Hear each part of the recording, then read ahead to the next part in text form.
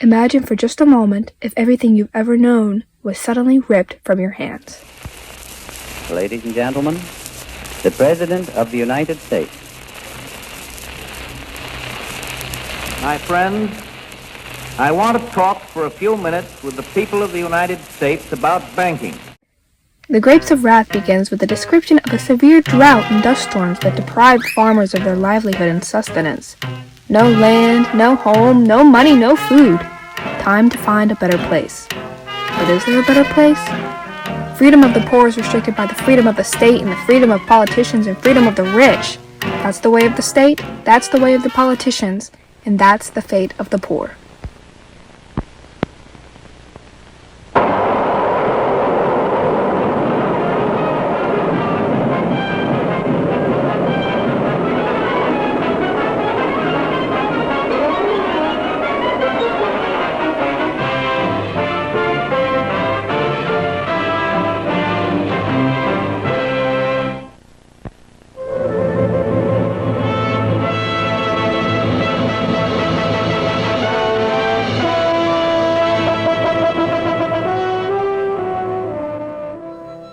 In the early 1900s, John Steinbeck had seen firsthand the effects of the Great Depression and the Dust Bowl.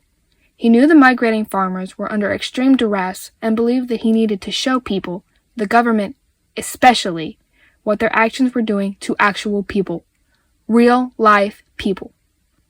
Migrating farmers during the Great Depression were often treated poorly by fellow farmers in California because they felt like all they were doing was trying to take their land and their jobs and their money from them. Their greed seeped into their morality, and they started abusing the migrants, offering them work and then hardly paying them enough to feed their families for the next day. Steinbeck, being from California himself, specifically the part where the Grapes of Wrath was actually based in, felt desperate to show how lives were being torn apart, that California wasn't some heaven for everyone. Unknowingly, they were creating this area that in the 30s would be called the Dust Bowl.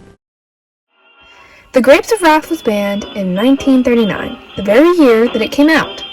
While it has been banned in a couple of other places since its release, the worst response it has ever had was in Kern County, California, the place that Steinbeck is from, and the place where the book takes place. California's farmers believed that the novel was communist in nature and portrayed them badly, making them look like the villains in an extremely exaggerated anti-government story. Bill Camp, the leader of the Farmers Association in Kern County, even recruited one of his workers to burn the book in public, denouncing the ideas portrayed in the novel. At the time, Camp's worker, Clell Pruitt, had never even read the book for himself. Many claim the book is a must-read because societal greed is still so prominent in our lives. It's important to be able to combat it ourselves.